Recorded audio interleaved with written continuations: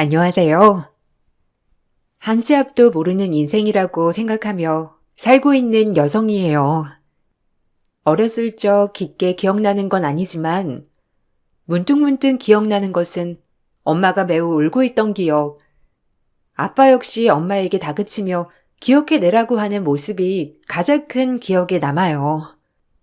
참 불우하게도 저희는 자연농원에 놀러 갔다가 동생을 잃어버리게 되었고 그때 당시 동생 나이 5살, 전 7살이었답니다. 어렸지만 그때부터 기억이 나는 시기였기 때문에 제 학창시절은 언제나 동생이 그림자로 우울한 엄마를 봐야만 했어요. 항상 자책하는 엄마와 지겹다는 아빠의 옆에 어떻게 하면 엄마를 웃게 할 수 있을까 고민하며 걱정으로 지새운 과거였죠. 다 내 잘못이야. 내가 그때 손만 놓지 않았더라면, 화장실에 혼자 가지 않았더라면 그럴 일은 없었다고. 우리 영원이 얼마나 컸을까? 너무 보고 싶다. 나 같은 거 살아서 뭐해? 내가 이렇게 밥 먹고 사는 것도 죄야. 영원인 길바닥에서 떨 수도 있는데 내가 미쳤다고 밥을 먹어? 엄마 자격도 없는데. 우리 영원이 보고 싶어. 내 딸. 한 번만 안아봤으면. 아, 제발 그만해.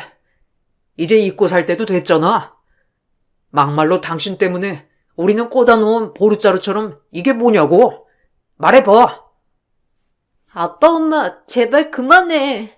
싸우지 마. 내가 영원히 찾아볼게. 그러니까 제발 엄마도 그만 울어요. 내가 더 잘할게. 네가 영원히를 대신할 수 있어? 넌 엄마 마음 절대 몰라. 우리 영원히 그 귀엽고 어린 게 얼마나 무서울 거야.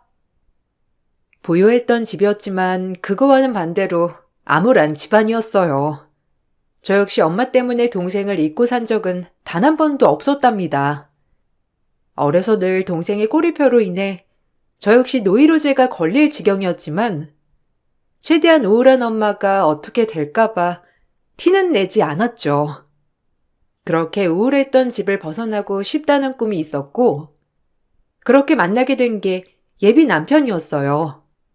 제가 운영하고 있는 인테리어 회사에 외주업체에서 일하는 직원이었는데 처음 보는 저에게 싹싹하고 친절한 모습이 사람을 기분 좋게 하였거든요.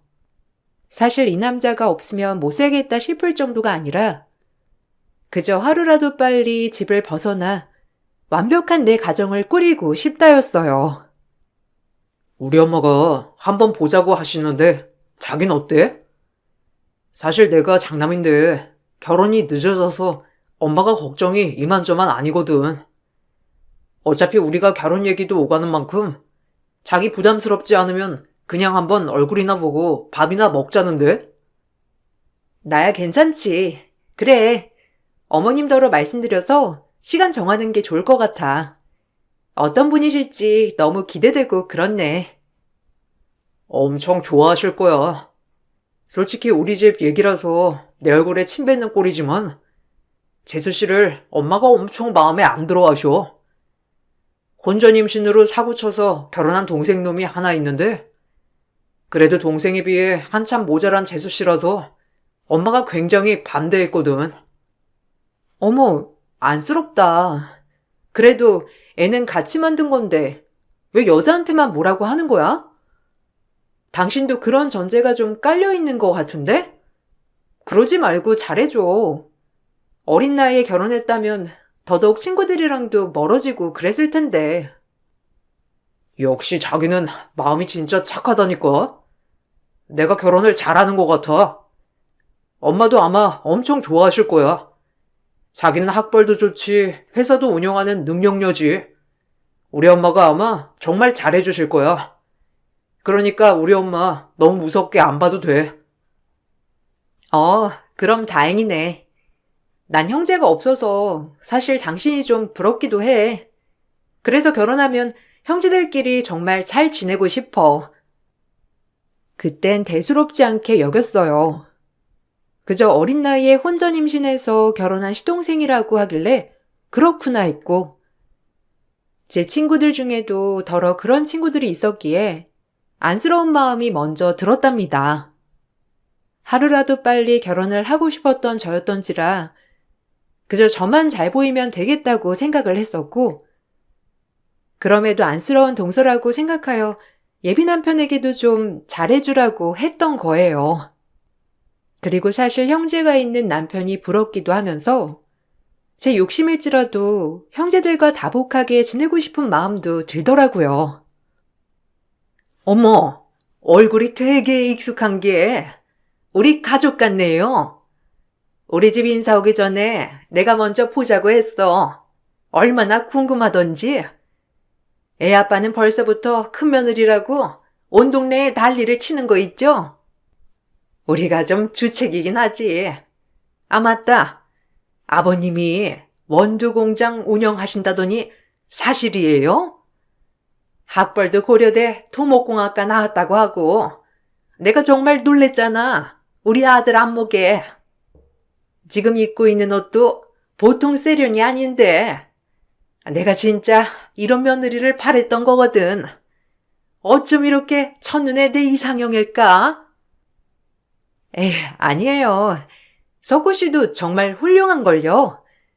그래도 이렇게 마음에 들어해 주셔서 정말 감사합니다. 참 행복해요. 내 엄마다 생각하고 우리 편하게 지내자고. 내가 며느리가 있어도 마음에 썩 차지 않아서 지금 승주 씨가 너무 좋아. 늘 우울하고 어두웠던 집에만 있어서 그런지 이렇게 저를 밝게 맞아주시는 예비 시어머니에게 저 역시 감동을 했어요. 집이 잘 살지만 엄마 아빠를 기쁘게 해드리겠다는 마음 하나로 공부에만 매달린 제가 숨을 쉴 수 있는 창구같이 느껴졌답니다. 제가 결혼을 하겠다고 하자 엄마와 아빠는 그간 저에게 미안했던 마음을 하나둘 떨쳐 보이시며 펑펑 우시더라고요. 그 눈물에 죄송하기도 하면서 나 혼자 행복하겠다고 떠나는 것 같아 죄책감이 들며 엄마 아빠에게 죄송한 마음이 들었어요. 너한텐 정말 면목 없고 미안해. 엄마가 그래도 정신을 차리고 살았어야 했는데 너한테 못해준 거 투성이다. 그러게 말이야.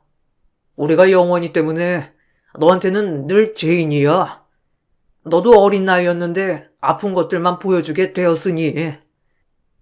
그래도 이렇게 장성해서 결혼을 한다고 하고 아빠가 면목 없고 정말 할 말이 없어. 결혼하는데 도움이 필요하면 언제든 말해. 아니야. 아이를 잃는다는 게 상상할 수 없는 고통인데 엄마 아빠도 잘 버텨줘서 고마워. 그리고 나도 미안해요. 사실 원망도 많이 했고 속으로 나쁜 생각도 많이 했거든. 근데 이렇게 엄마 아빠한테 미안하단 말 들으니 나도 미안하네. 나 이제 다 떨쳐버리고 잘 살게. 그러니까 엄마 아빠도 그냥 이제 우리 식구만 행복해지도록 노력해보자. 영원히 그만 생각하고. 그날 셋이 많이 울었어요. 사실 마음에 못한 말들이 더 많았지만 심신이 쇠약해진 엄마였기에 제대로 말을 하지 못했답니다.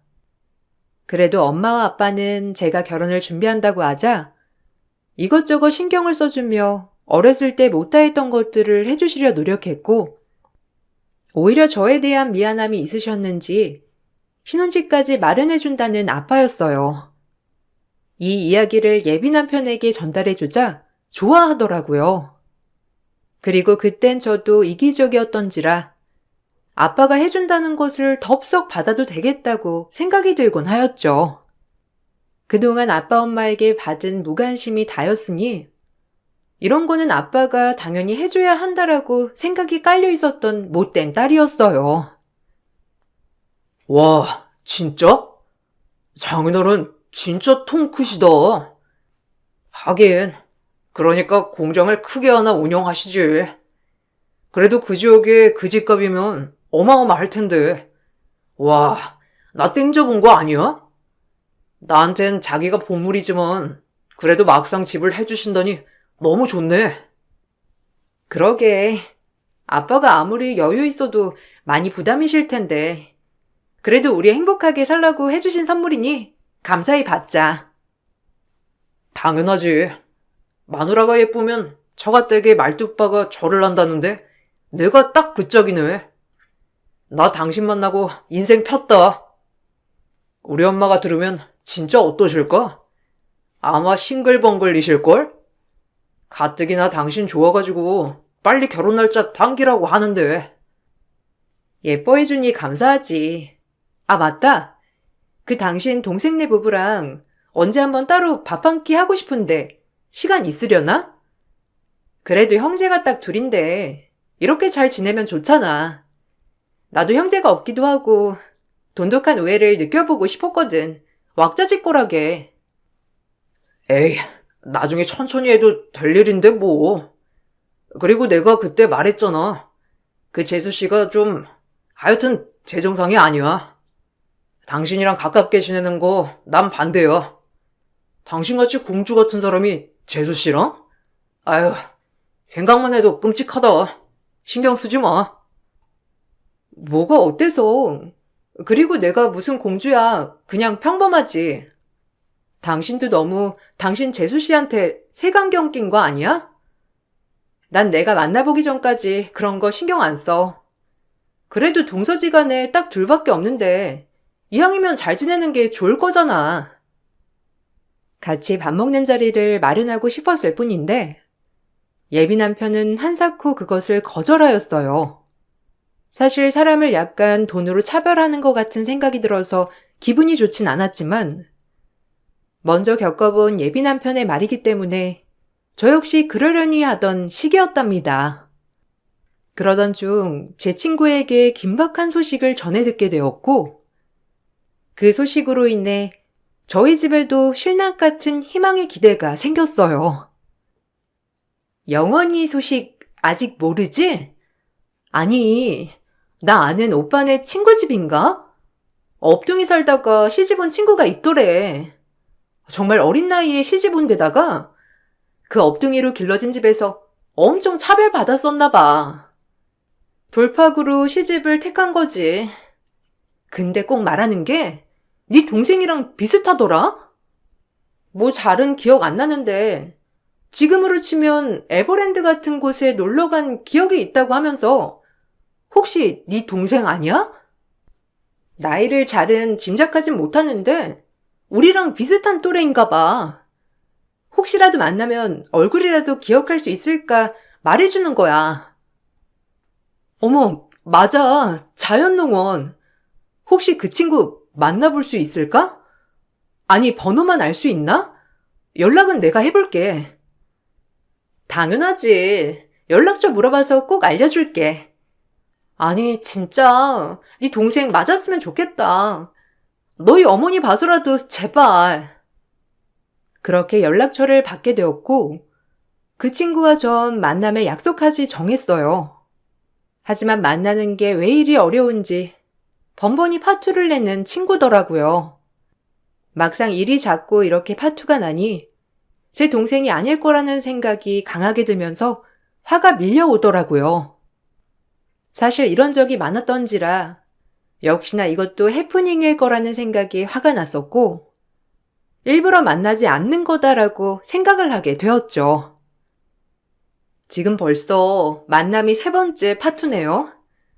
혹시 거짓말이었는지 아니면 진짜로 만나고 싶은데 못 만나는 건지 말씀해 주실래요? 아, 죄송합니다. 제가 만나려고 할 때마다 집에 일이 생겨서요. 정말 죄송해요. 제가 꼭 연락드릴게요. 미안합니다.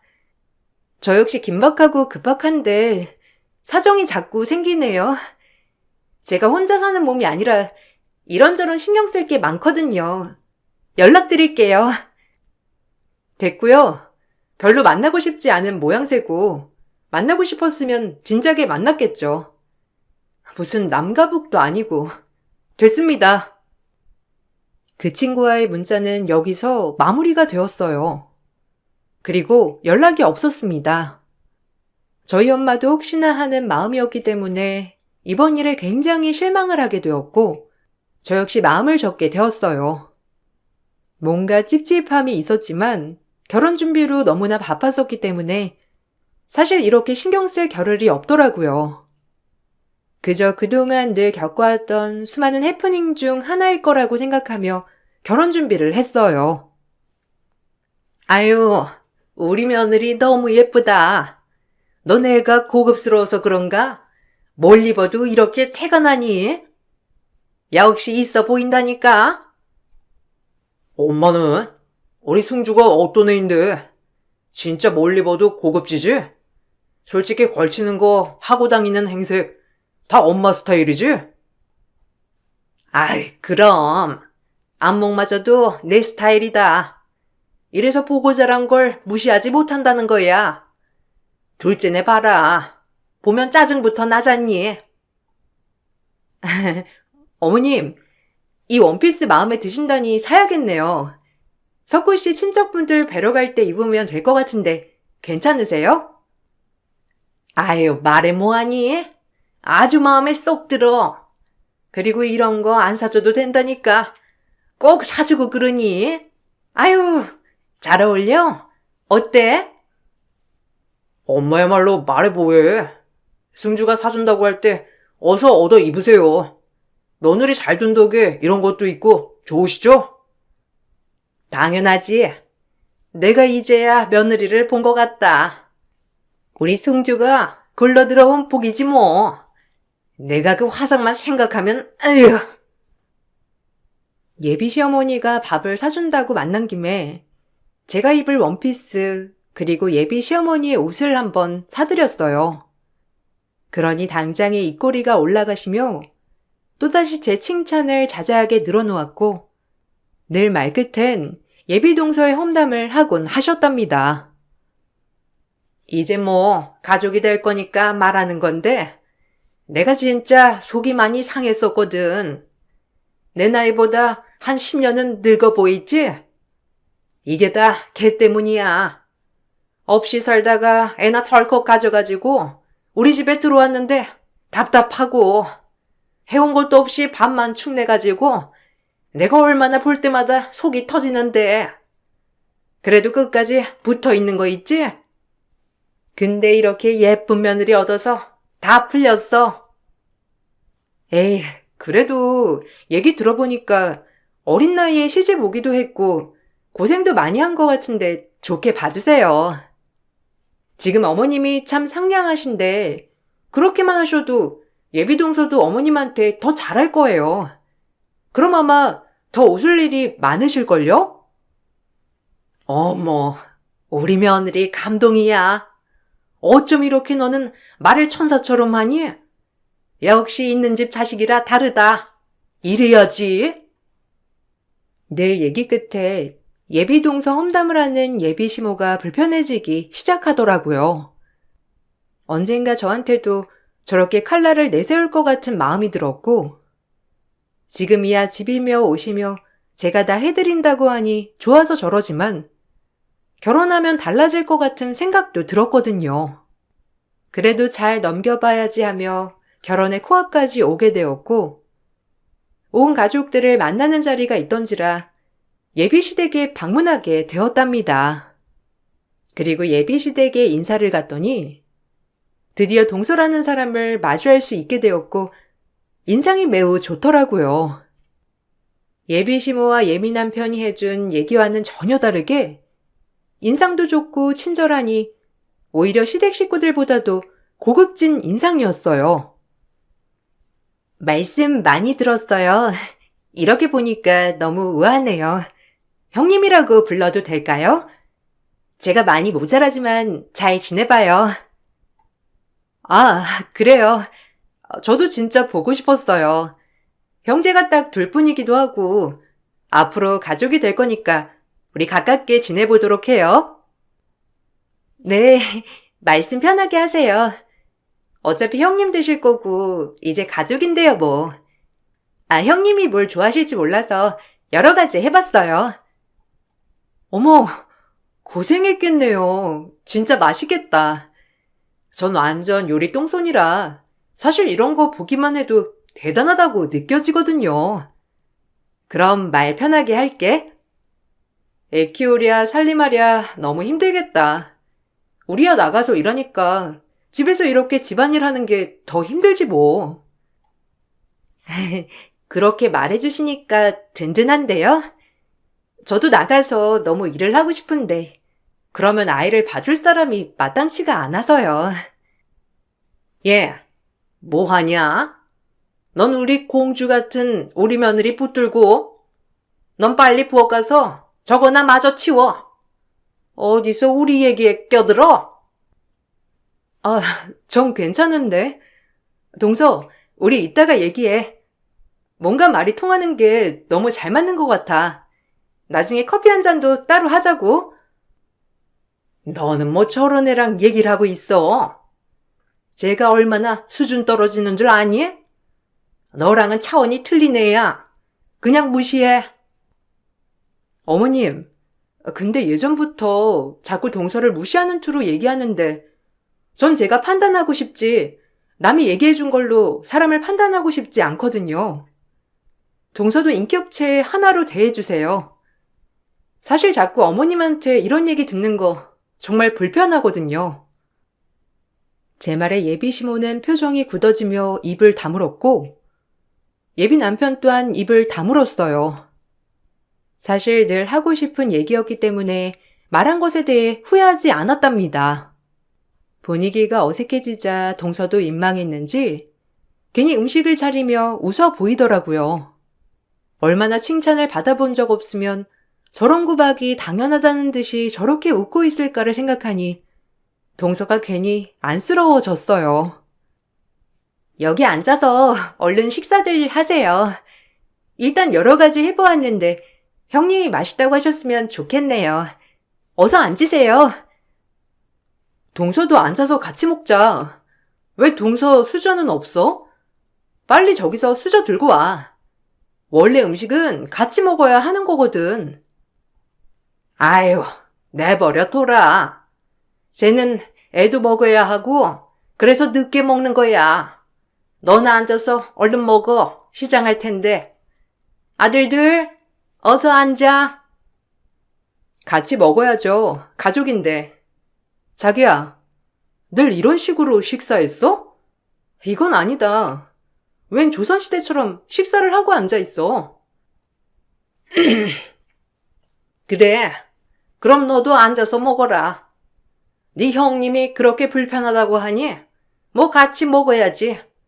됐지? 이제 기분 좋게 먹자. 혼자 먹는 게 익숙해 보이는 동서였고 또다시 안쓰러운 생각이 들었답니다. 그렇게 밥을 먹으려고 할 때 동서목에 반짝거리는 펜던트가 하나 보이게 되었고 전 그것을 보고 바로 확신할 수 있었어요. 어려서 헤어진 동생이라는 것을 말이죠. 그 펜던트는 전 세계 어디에서도 구할 수 없는 저희 엄마의 사랑이 담긴 핸드메이드 펜던트였거든요. 그걸 보자마자 확신했어요. 동서, 그 펜던트 어디서 받은 거야? 아니, 어디서 받을 리가 없지. 세상에 하나뿐인 펜던트니까 엄마가 만들어준 거잖아. 이걸 아세요? 엄마라니. 어려서부터 차고 있던 거예요. 이게 혹시라도 제 가족을 찾을 수 있을까 싶어 애지중지했던 거고요. 이 목걸이에 대해서 아신다면 그럼 제 부모님도 아시겠네요? 어떻게 된 건지 얼른 말해주세요. 사실 제가 사연이 많거든요. 아마도 그 목걸이가 어려서부터 쭉 안 빠지고 걸려 있었다면 동서가 내 동생이 맞을 거야. 일단 우리 유전자 검사부터 하자. 네? 동생이라뇨? 아니, 이게 어떻게 된 일인지. 그럼 형님이 제 언니라는 거예요? 그 목걸이 정말 똑같은 거네요? 봐봐. 우리 똑같은 목걸이잖아. 나도 한 번도 뺀 적 없어. 혹시나 동생이 찾고 있을 거란 생각을 많이 했거든. 그 후엔 사실 정신이 없어서 기억이 잘 안 나요. 밥을 먹으려고 하다가 동서를 데리고 뛰쳐나왔고, 뒤에선 어리둥절해하는 예비 시모와 예비 남편이었어요. 그리고 유전자 검사를 하기 전 동서와 밤새 대화를 했답니다. 어렴풋 기억나는 놀이공원에서의 일화, 그리고 친구가 알려준 전화번호의 주인공이 동서가 맞더라고요. 동서는 하루 종일 살림하고 애를 보느라 집에서 외출조차 제대로 할 수 없었다고 했고, 그럼에도 갈 곳이 없어서 그 집에 붙어 있어야 했다고 했어요. 외출 한번 하려고 하면 시어머니가 막말에 애를 가지고 압박을 일삼았다고 하여 동서는 꼼짝없이 노비처럼 집에서 일만 했다고 하더라고요. 그리고 그동안 얘기를 해주었는데 제가 동생을 잃어버린 경로와 똑같았습니다. 역시나 제 동생임을 확신하게 되더라고요. 길을 잃어 업둥이로 한 부부집에 들어가게 되었고, 지금까지 친자식들과 차별을 받으며 살았다고 하더라고요. 그동안 살아온 세월에 대해 이야기하는데 정말 눈물이 주룩주룩 흐르면서 슬펐어요. 그리고 날이 밝고 유전자 검사를 하게 됐고, 결과가 나오는 동안 동서는 집에 들어가 이 모든 사실을 고하며 집을 나올 준비를 했답니다. 저 역시 그 결과가 나오기 전에 부모님께 제가 동생을 만나게 된 경위를 얘기를 했고, 부모님은 당장이라도 동생을 만나고 싶다며 발벗고 나서게 되었어요.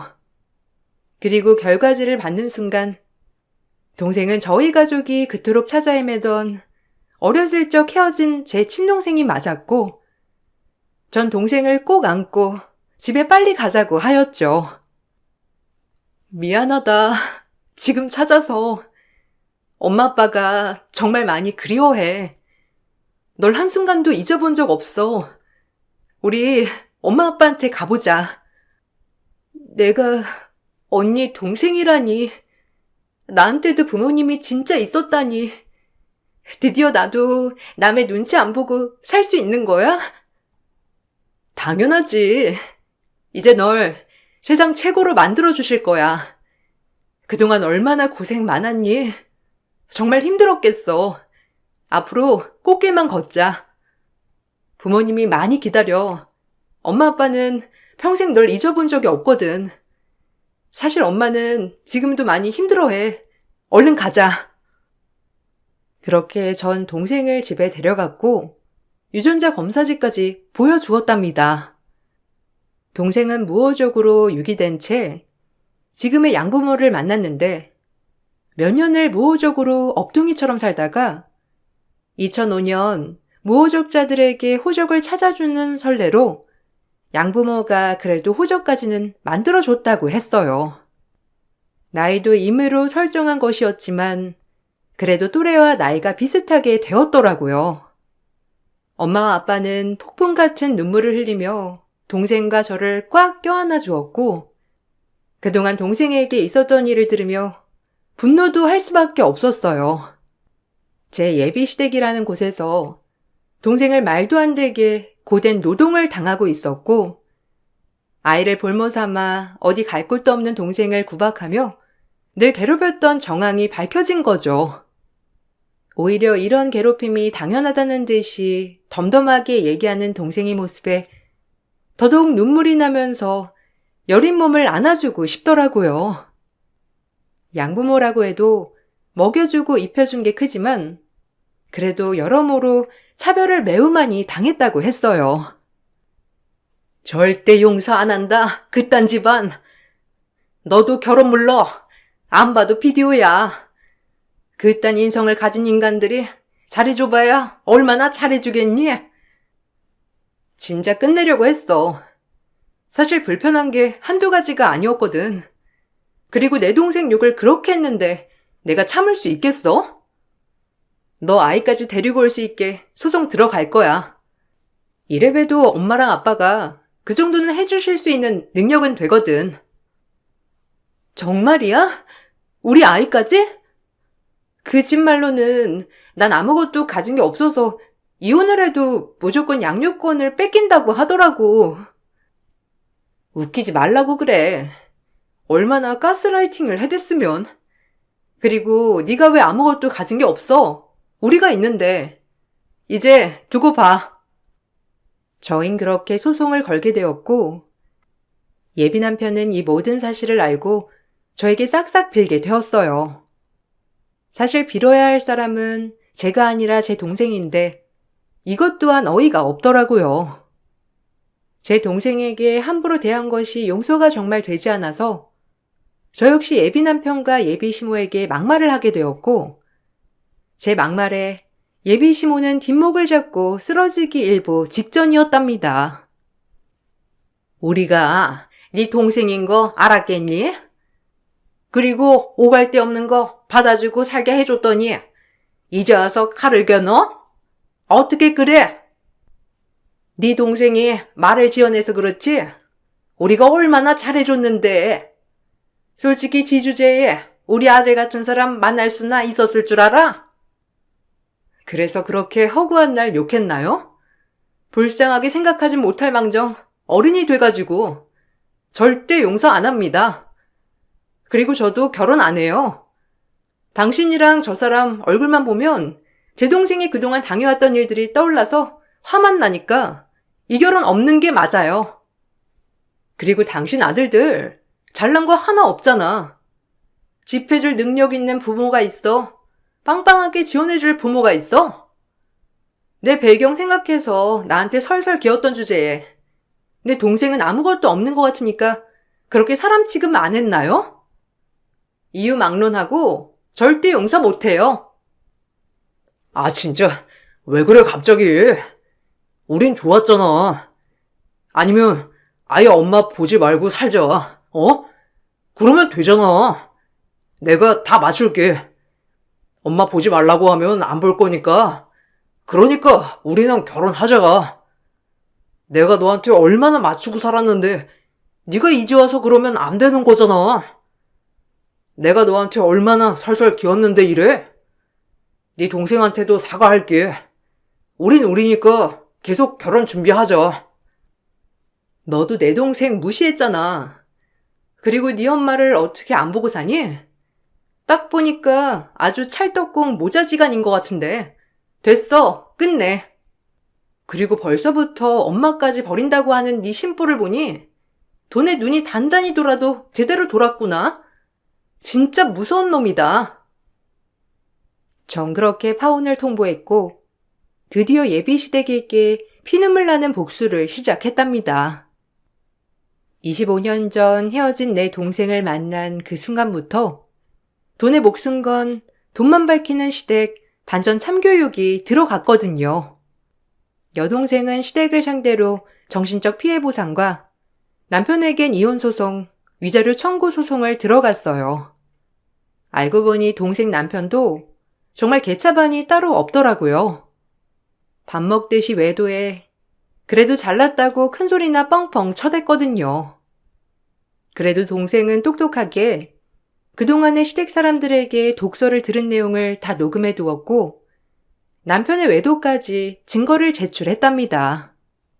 소송 비용과 최고의 변호사를 선임해준 덕분인지 법의 판결은 동생의 승소로 끝이 났어요. 양육비나 꼬박 보내. 그리고 이제 예전의 나 아니니까 함부로 골 생각 마. 네가 그렇게 무시하던 내가 어떤 사람인 줄 이제 알겠니? 꼴랑 볼 것도 없는 것들이 지들보다 미친 것 같으니까 함부로나 굴고. 이러니까 인격이 있다고 하는 거야. 아, 어떻게 무자르듯 그러냐? 나도 처가덕 좀 봐야 되는 건데. 그동안 네가 나한테 해준 게 뭐가 있어? 나도 덕 좀 봤어야지. 뭐? 너 말 다 했냐? 내 동생 그렇게 무시해놓고 무슨 덕을 본다고? 여기서 이쯤 끝난 게 다행인 줄 알아. 그래도 니네 형 덕분에 내 동생 만나게 됐으니 그건 고맙다. 우리 이제 떨어지지 않고 잘 살아볼 거야. 너도 하던 외도 실컷 하셔. 안 말려. 우리가 이렇게 사갈 테니까 다시 생각해봐라. 그래도 부부 사이에 애가 있는데 그렇게 떨어지면 되겠어? 한 번만. 내가 이 소리를 언제쯤 하게 될까 기다렸는데 당신 같은 인간은 천벌 받아야 돼. 지아들 잘난 것도 없으면서 목이나 빳빳이 들고 지아들 귀한 줄 알면 남의 딸 귀한 줄도 알아야지. 언니네 집이 부자니까 상대적으로 기고 싶었나 보죠? 나한텐 하대하면서? 꿈 깨셔. 악한 사람은 언젠가 벌을 받게 되어 있지. 아마 위자료 주려면 그 얼마 안 되는 전셋집도 팔아야 할 거니까 잘해봐요. 그동안 내 동생을 얼마나 무시했으면 애가 독을 품었겠나요? 잘해주고 보듬어줬으면 지금 어마어마한 보상을 받았을 텐데. 참 꼴 좋네요. 그래도 고마워요. 당신들 아니었으면 내 동생 만나지도 못했으니까. 지금 난 매우 행복하네요. 잘 지내봐요, 어디. 그렇게 동생 부부에 대해 재판이 끝이 나고 동생은 또다시 하나의 숙제가 남았다고 했어요.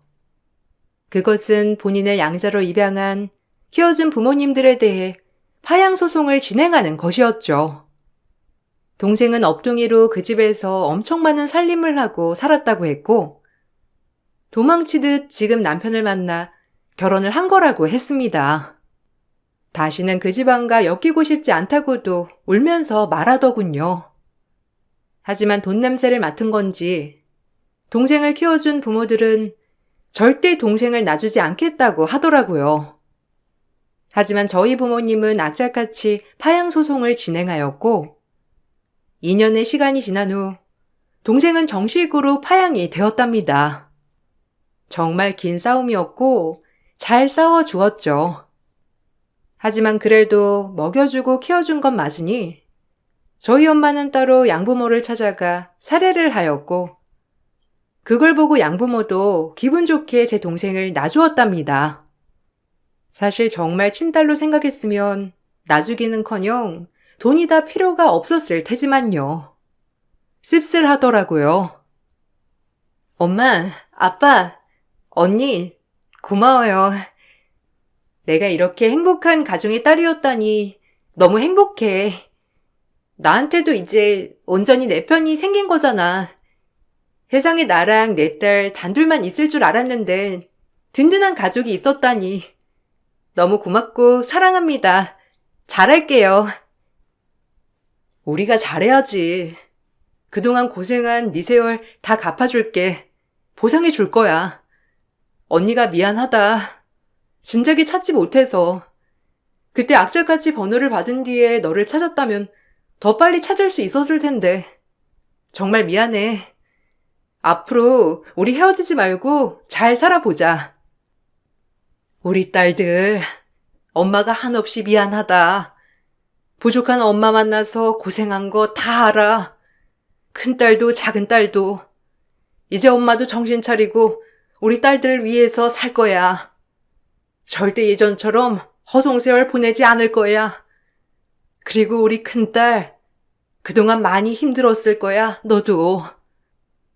아니야. 자식 잃은 엄마가 더 슬펐지. 내가 더 이해했어야 하는데 미안해요. 이제 다 풀었으니까 엄마도 털어내. 가장으로서 내가 제일 미안하지. 이제 모든 게 끝났어. 우리 가족 행복하기만 하면 돼. 아프지 말고 우리 오래오래 살자. 그리고 저희 가족은 그동안의 과거는 잊고 정말 잘 지내보기로 했답니다. 저 역시 밝은 웃음을 보이는 엄마와 아빠를 볼 수 있어서 정말 행복하더라고요. 많이 세월이 지나왔지만 그래도 앞으로의 세월이 있기에 서로 더욱더 사랑하고 살자고 다짐했어요. 엄마 아빠는 이렇게 조카까지 생기게 되니 너무 행복하다고 하였고 어린 시절 동생한테 못해줬던 것을 손주에게 해줄 수 있어서 너무 행복하다고 하시더라고요. 저 역시 어린 시절 아껴주지 못한 동생을 지금부터 더 살뜰히 아껴줄 거라고 다짐했답니다. 돌고 돌아 만난 내 동생, 그동안에 암울했지만 앞으로는 웃게 해줄 거라고 다짐하며 글을 마쳐볼게요. 감사합니다. 행복하세요. 안녕하세요. 저는 여주에 살고 있는 30대 중반 여자입니다. 결혼 2년 차 만에 이혼을 하게 될 줄 몰랐는데 차라리 잘 된 것 같아 속이 후련합니다. 남편과 결혼한 지 1년 만에 갑자기 잘 다니던 회사를 그만두겠다는 황당한 말을 꺼냈어요. 이유를 물어보니 바로 위 상사가 자기를 너무 힘들게 해서 그동안 스트레스를 받았다며 도저히 못 참겠다고 바로 퇴사했다는 한마디에 결혼을 한 지 얼마 되지 않았던 저는 남편에게 너무 큰 실망을 하고 말았네요. 당신, 나랑 결혼 전에도 다른 회사에서 상사와의 문제 때문에 일을 그만두지 않았어? 그런데 이번에도 그만두는 거야? 나랑 한마디 상의도 없이? 내가 회사에서 나오겠다는 건데, 당신이랑 상의를 해야 되는 거야? 그동안 지속적으로 상사 때문에 스트레스 받고 있었다는 말을 했었잖아. 그럼 어느 정도는 준비하고 있었어야지. 나는 최대한 당신한테 어필했다고 생각했는데, 다른 일자리 최대한 빨리 알아볼 테니까 걱정하지 마. 그런데 꼭 그런 표정을 보여야 돼? 당신 나한테 뭐라고 그랬어? 이번에 구한 일자리는 평생 다녀도 될 만큼 좋은 곳이라며.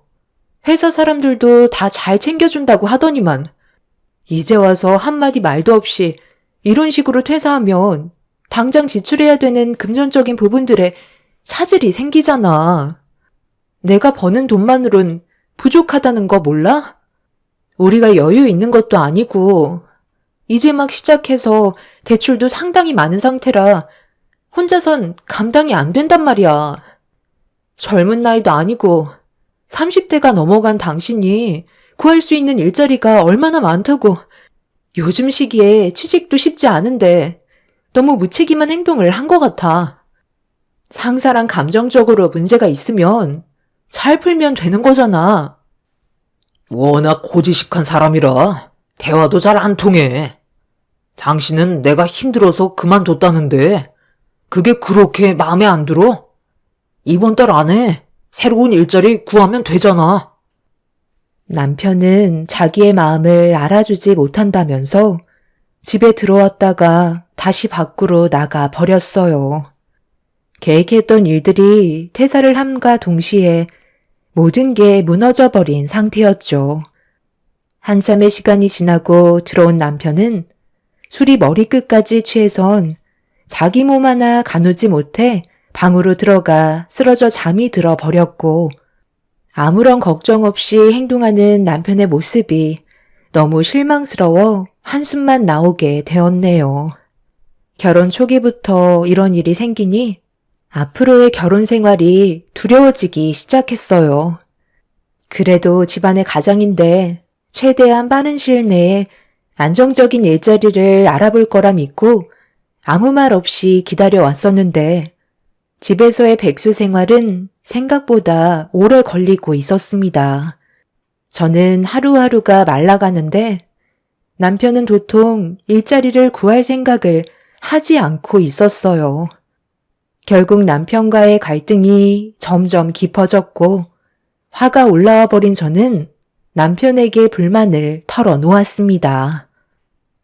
당신, 나랑 결혼한 이유가 뭐야? 집에서 게임만 하려고 나랑 결혼한 거야? 내가 벌어다 주는 돈으로만 먹고 살려고 나 속인 거냐고.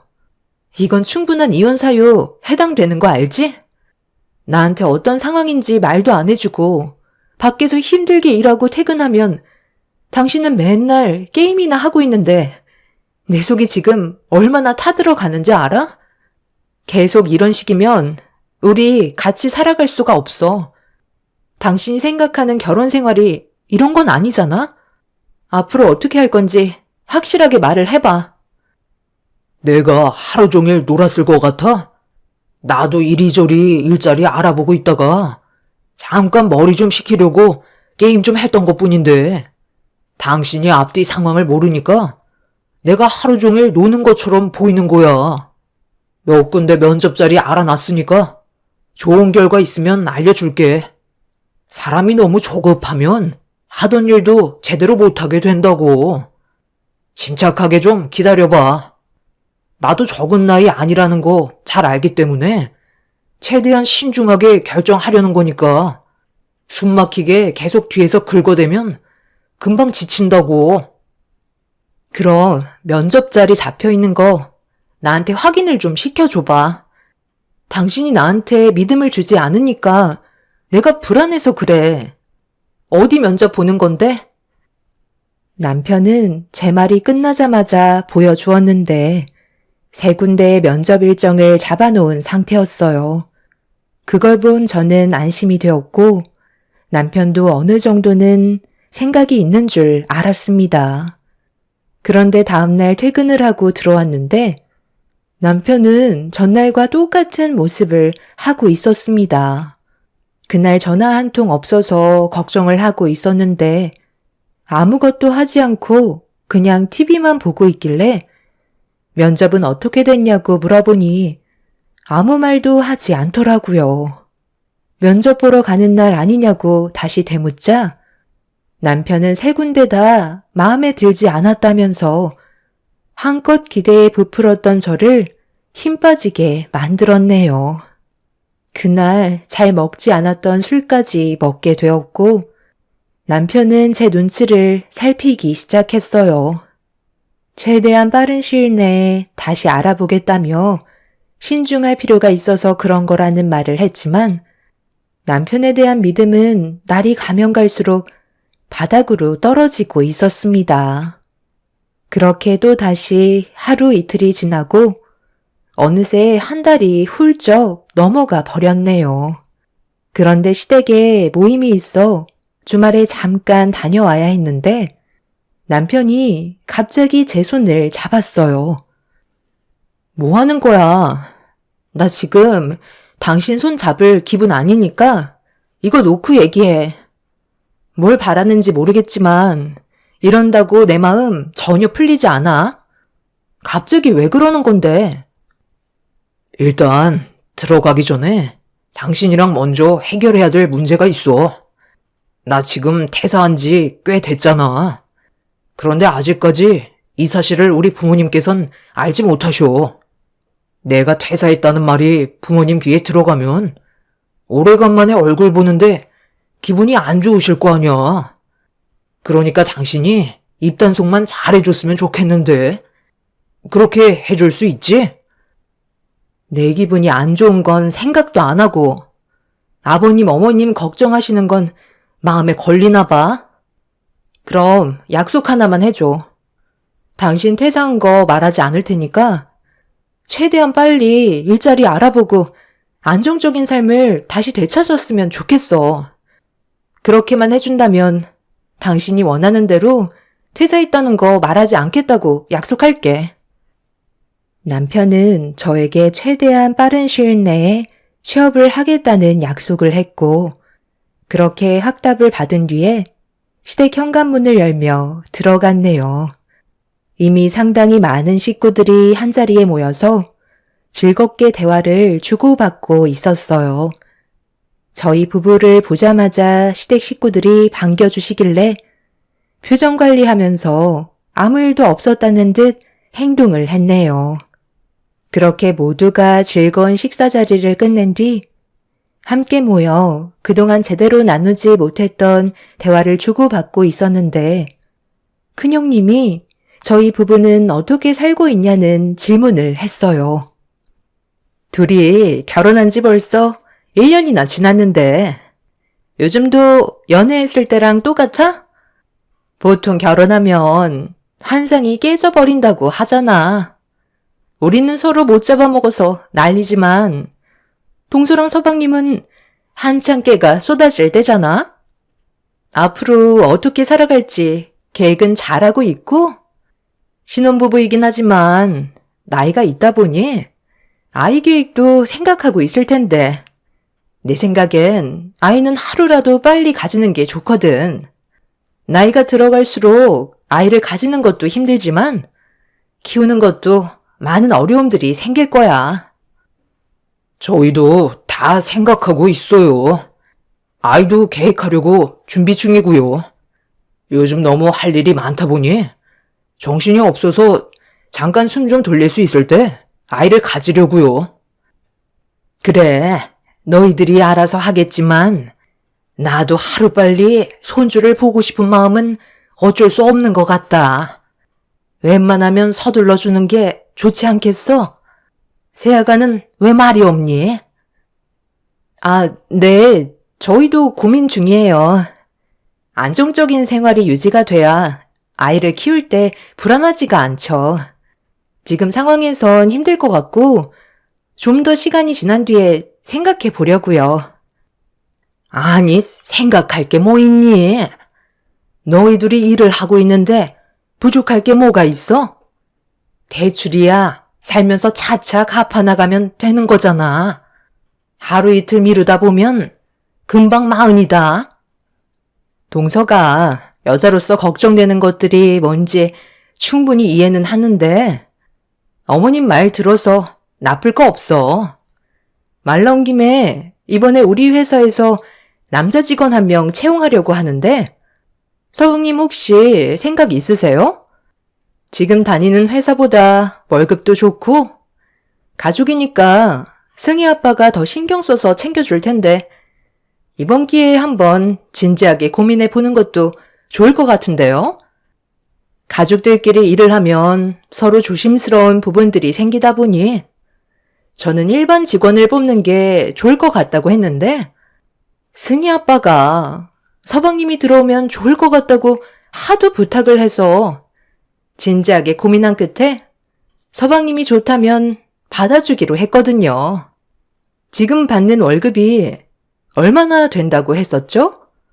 저번에 듣기론 300 초반인 걸로 알고 있었는데 저희와 함께 일하면 400 초반으로 맞춰드릴게요. 대출도 많이 받았다고 하니까 여러 가지로 많이 부족하잖아요.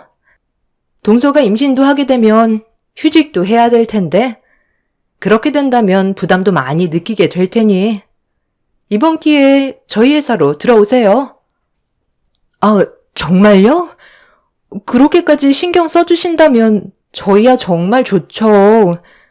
솔직히 빚도 적지 않은 상황에서 허덕이고 있는데 아이까지 생기면 더 힘들어지니까 빚을 어느 정도 갚고 난 이후에나 여유가 생기면 아이를 가질 생각이었거든요. 저희가 지금 상황에서 가릴 처지는 아니잖아요. 최대한 빨리 정리하고 들어가면 되겠어요. 안, 지금 그냥 밑으로 들어가서 일을 하란 말이야? 그게 얼마나 불편한 일인 줄 알아? 원래 남보다 가족이 더 불편하고 힘든 거야. 지금 당장 결정은 힘들 것 같은데? 형수님이 저희 걱정해 주시는 건 고마운데요. 그동안 사람 써보셔서 알잖아요. 서로 불편한 일 만드는 계기가 될 수도 있는 거라고요. 저는 좀 더 생각을 해볼게요. 남편의 말을 듣는 순간 화가 머리끝까지 올라가서 남편과 잠깐 대화 좀 하겠다며 뒷마당으로 끌고 갔어요. 제가 왜 화를 내고 있는지 전혀 알지 못하더라고요. 그래서 퇴사한 마당에 가릴 게 뭐가 있냐며 좋은 기회니까 형님 회사에 들어가 일하는 게 좋겠다고 했는데 남편은 제 말을 듣고 싶지 않았는지 고개를 돌려 버렸습니다. 당신 지금 제정신이야? 우리가 어떤 상황인지 뻔히 알면서 지금 그런 말이 나와? 고민할 게 뭐가 있어? 내일부터 당장 형님 회사로 들어가도록 해. 싫다니까? 그렇게 되면 얼마나 눈치가 보이는 줄 알아? 아무리 지금 상황에 돈이 궁하다 해도 이건 진짜 아니야. 나 스트레스 받는 거 보고 싶어? 집안의 가장이라는 사람이 왜 이렇게 대책 없이 행동하려는 건데? 다른 회사에 입사해도 남 눈치 보는 건 똑같아. 달라지는 건 없다고. 그래도 가족 밑에서 일을 하는 게 훨씬 더 좋은 점이 많은 거라고. 당신이 열심히만 하면 더 많은 것들을 챙겨주신다는데 그깟 자존심이 그렇게 중요해? 나랑 미래에 태어날 아이 생각은 해야 할 거 아냐. 당신 원래 이런 사람이었어? 이런 식으로 가정을 꾸리며 살고 싶은 거냐고. 나는 안정적인 삶을 살고 싶은 것 뿐이라고. 아, 그래, 알았어. 흥분하지 말고 좀 침착해. 이러다 우리 가족들 다 듣겠다. 내가 며칠만 생각해보고 다시 얘기해 주도록 할게. 그러니까 이제 그만해. 저는 남편을 도저히 이해할 수가 없었어요. 일을 그만둔 지 한 달이 넘어가고 2달째인데 변화되는 건 하나 없이 집에서 게임만 하면서 숟가락으로 밥을 퍼서 먹여주겠다는 걸 거절한 남편이 너무 실망스러웠습니다. 남편은 시댁 식구들이 자기가 퇴사한 걸 듣게 될까봐 눈치를 보며 저를 진정시켰고 며칠 이내로 답을 주겠다면서 급하게 시댁으로 들어가 버렸네요. 화가 머리끝까지 올라온 상태라 흥분을 가라앉히지 못한 저는 한참 동안 밖에 있다가 다시 시댁으로 들어가게 되었고 남편은 저와 대화한 게 아무렇지도 않은 듯 시댁 식구들과 웃고 떠들고 있었어요. 그렇게 시댁에서 힘들게 표정 관리만 하다가 집으로 돌아왔고 남편과는 냉전 사이가 되어 버렸네요. 며칠 이내로 결정을 해서 답을 주겠다는 말에 믿고 기다렸는데 저에게 아무런 말도 하지 않길래 다시 제가 물어보고 말았어요. 며칠 전에 나한테 답을 준다고 하지 않았어? 왜 아직까지 아무 말도 하지 않는 건데? 벌써 3일이나 지났다고. 당신 일하기로 결정 아직 못한 거야? 아, 그거?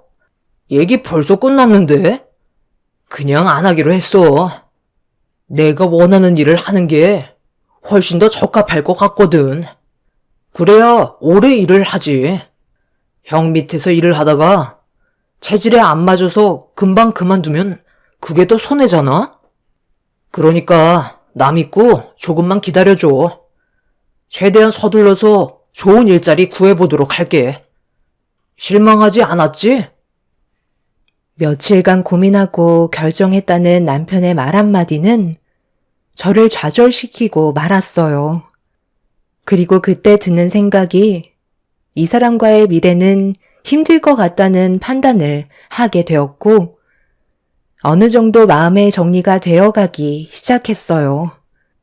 함께 힘을 모아 앞으로의 인생을 열심히 살아가겠다는 의지를 보여주지 않는 사람과는 행복을 찾을 수 없을 것 같아 남편에게 마지막이라는 말과 함께 우리의 관계가 위태롭다고 하자 남편은 걱정하지 말라면서 제가 가지고 있는 걱정거리들을 전부 없애준다고 큰 소리를 쳤습니다. 그동안 함께했던 모든 날들을 정리할 마음으로 남편에게 주었던 기회이기 때문에 실망을 안겨주지 않길 간절히 바라고 있었습니다. 그날 이후 저에게 열심히 면접을 보러 다니고 있는 모습들을 꾸준하게 보여주었고 무엇을 하고 있는지 궁금해서 전화를 해보면 곧 면접을 보러 들어간다며 남편은 제 마음을 알아주기라도 한 듯 달라진 모습을 보여주기 시작했어요.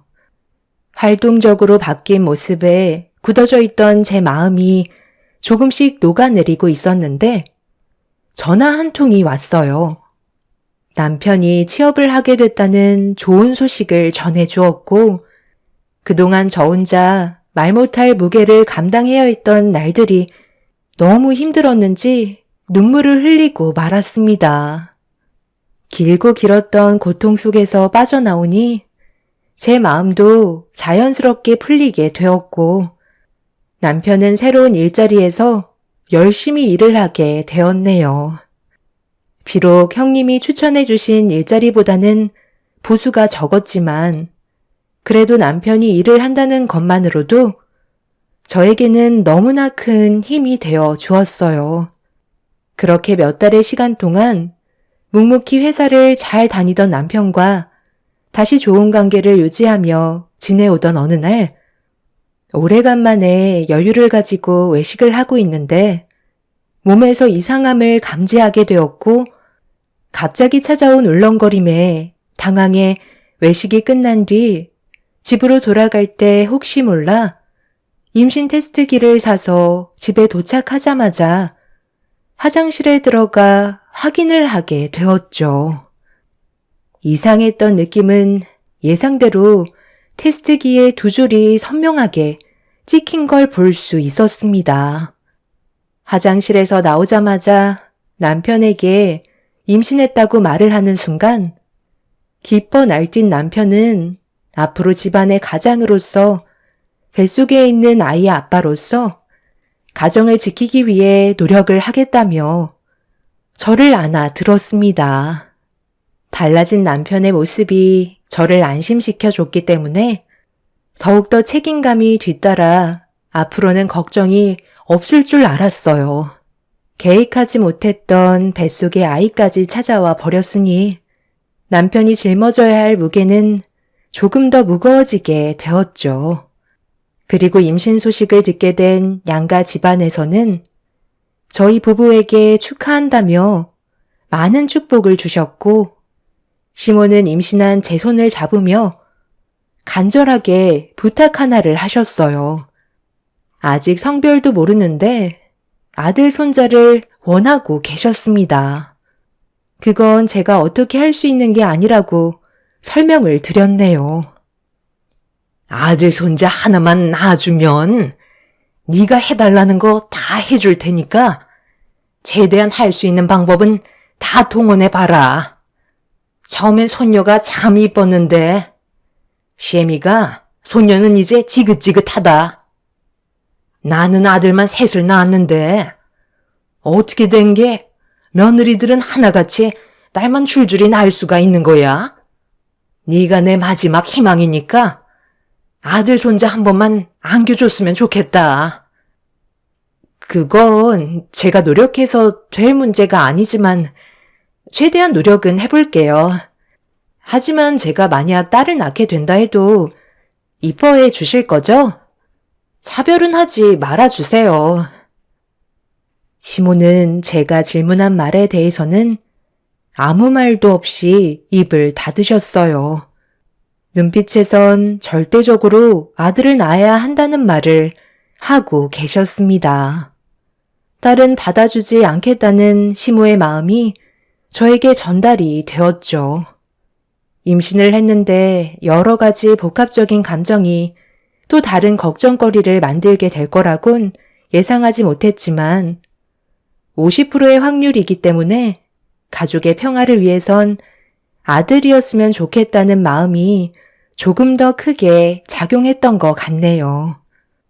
그렇게 시모의 사랑을 한 몸에 받으며 잘 지내오던 어느 날 몸이 점점 무거워지기 시작하면서 회사를 다니는 거에 어려움을 느끼기 시작했어요.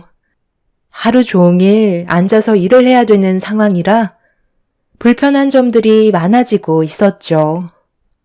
아이와 저를 위해 당분간 휴직계를 내야 할 것 같아 제 고민을 남편에게 털어놓으려 하는데 퇴근하고 들어온 남편이 흥분을 가라앉히지 못한 채 화를 내고 있었어요.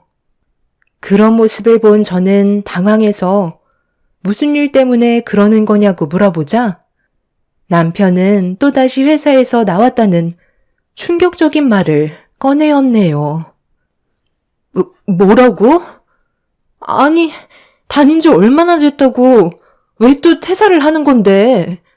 이제 겨우 6개월 지났다고. 웬만하면 그냥 다니지. 꼭 퇴사를 해야만 하는 이유가 있었던 거야? 아니, 사장이 내가 실수한 것도 아닌데 내 탓으로 돌리잖아. 그래서 억울하다고 하니까 잘못을 인정하지 않는다고 갑자기 화를 내는 거야. 정말 어이가 없어서 그냥 퇴사하겠다고 나와버렸어. 내가 뭘 그렇게 잘못했다고 직원들 보는 앞에서 나한테 쪽을 주냐고. 오래간만에 괜찮은 직장에 취직했는데 사장 눈만 아니면 계속 다닐 수 있었지만 어쩌겠소. 다른 일자리 알아봐야지.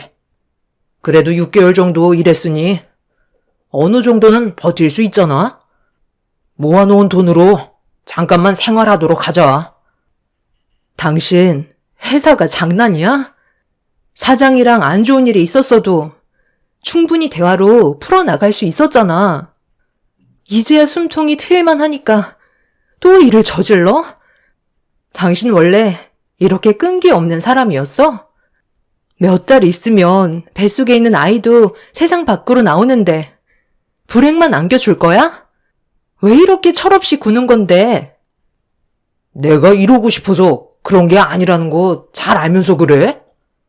일자리는 많이 있다고. 사장이란 놈이 인재를 못 알아보고 막대한 게 잘못인데 왜 나한테 뭐라고 그래? 저는 결국 그 자리에 주저앉아 눈물을 펑펑 쏟아냈고 남편은 저를 보며 답답하다면서 술이나 한잔하러 나갔다 오겠다며 6개월 전과 똑같은 행동을 보여주고 있었습니다. 앞으로 어떻게 살아가야 할지 더 이상 앞이 보이지 않았어요. 이런 상황 속에 하필 다음 날이 시모와 뱃속에 있는 아이의 성별을 확인하러 가는 날이었죠. 시모는 들뜬 마음으로 다음날 아침 일찍 전화를 주셨고 남편은 술에 쩔어 일어나지도 못하고 있었습니다. 그 모습을 보고 있는데 너무 화가 치밀어 올랐던 저는 찬물을 한 바가지 퍼서 입을 벌리고 자고 있는 남편의 얼굴에 냅다 부어버렸어요. 그리곤 일자리 구하는 동안 집에만 박혀있지 말고 일당직이라도 구해서 일을 하라며 큰소리친 뒤 밖으로 나와 버렸네요. 남편은 술이 덜 깨선 온갖 짜증을 내며 자기 얼굴에 찬물을 부었다고 화를 내고 있었습니다. 그렇게 현관문을 박차고 나온 저는 시모와 함께 산부인과를 찾아가게 되었고 남편과의 고민에 대해 털어놓으려 하는데 시모는 뱃속에 있는 아이가 아들일 것 같다며 한층 들떠 계셔서 제가 가진 고민이 입 밖으로 나오지 않았네요. 결국 아무 말도 하지 못한 채 산부인과에 들어가 초음파 검사를 하는데 뱃속에 있는 아이가 웅크려서 모습을 잘 보여주지 않았어요. 좀 전에 남편과 한바탕 하게 되면서 아이가 많이 놀랐는지 움직이지도 않고 있었네요. 시모는 원장님의 입만 바라보면서 아들이길 바라는 간절한 마음에 양손을 모으며 쳐다보고 있었는데 고개를 갸우뚱하며 한참 동안 초음파로 뱃속에 있는 아이의 상태를 보다가 아주 이쁘게 생겼다는 한마디를 꺼내셨습니다. 그 순간 시모는 손에 땀이 날 정도로 모으고 계셨던 양손이 두 쪽으로 갈라지더니 충격받으신 얼굴로 원장님께 다시 한번 되물었고 원장님은 이쁘게 생겼다며 치마가 잘 어울릴 것 같다는 말을 꺼내셨네요. 그 말을 끝나기가 무섭게 시모는 진료실 문을 열며 밖으로 나가셨고 제가 꼭 죄를 지은 것 마냥 고개가 저절로 내려가더라고요. 그렇게 진료실에서 조심스럽게 걸어 나왔는데 시모는 이미 산부인과에서 나가 집으로 돌아가 버리셨습니다.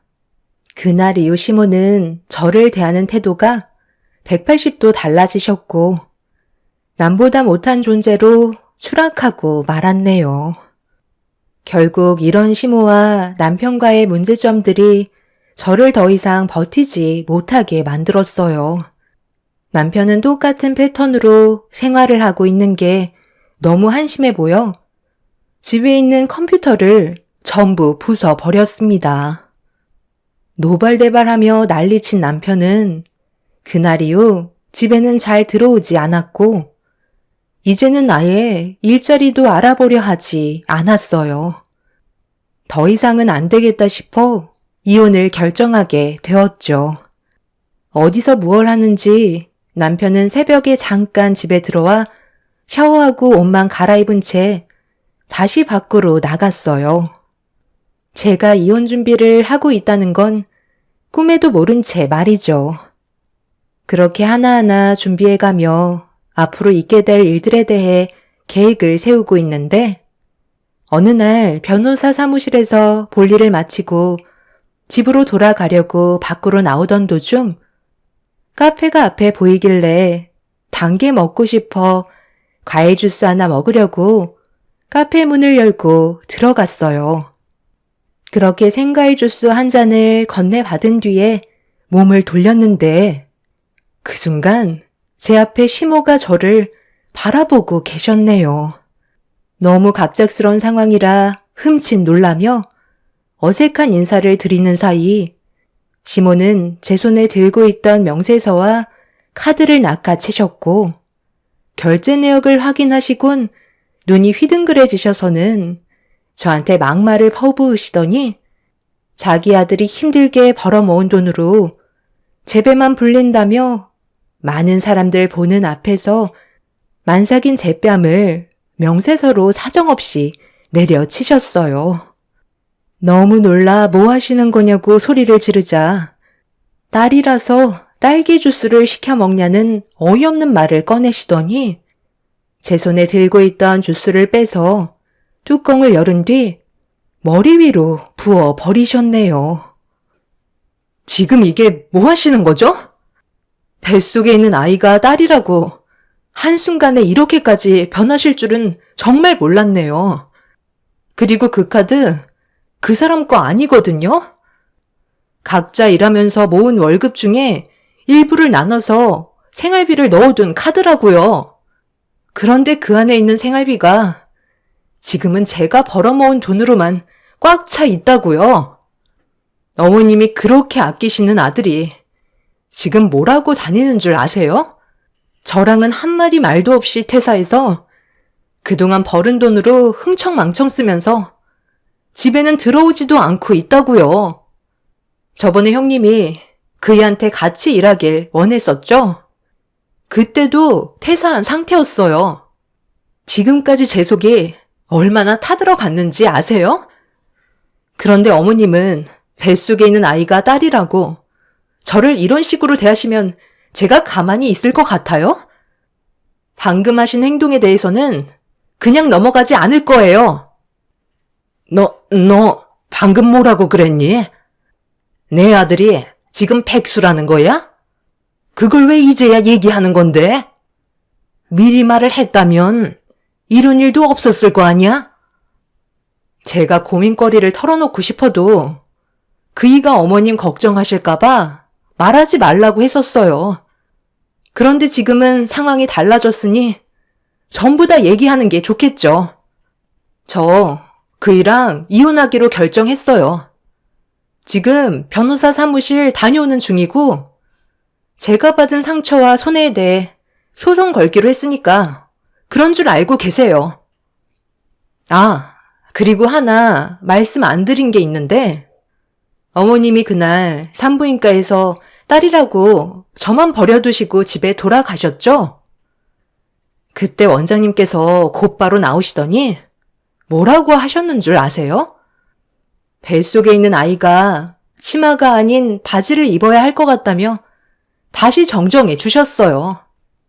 그래서 초음파 검사를 다시 해보니까 뱃속에 있는 아이가 아들이더라고요. 방금 어머님이 하신 행동은 저와 뱃속에 있는 아들한테 씻을 수 없는 상처를 주신 거고 어머님도 법적 처벌은 피해가지 못하실 것 같네요. 사장님, CCTV 좀 확보해 주세요. 여기 계신 분들이 전부 다 증인인 거 아시죠? 만삭인 임산부한테 어떻게 이런 행동을 하실 수 있으시죠? 카운터에서 모든 상황을 지켜보신 사장님께선 진정하라며 저에게 얼음물을 건네주셨고 그걸 받자마자 시모의 얼굴에 뿌려버린 뒤 밖으로 나가려 하는데 남편이 어떤 여자와 손을 잡고 건물로 들어가더라고요. 그걸 본 저는 너무 놀라 급하게 따라 들어갔는데 그곳은 충격적이게도 PC방이었고 남편은 그 여자와 같은 게임을 하며 즐거워하고 있었습니다. 저를 뒤따라온 시모는 자기 아들의 행동에 엄청난 실망을 했는지 남편의 머리끄덩이를 잡고 PC방에서 난리를 치고 말았네요. 남편은 그동안 게임상에서 만난 여자와 현실적으로 만남을 가지고 있던 거였어요. 결국 이런 충격적인 사실들이 전부 밝혀지면서 더 이상 용서받을 수 없는 상황까지 오고야 말았네요.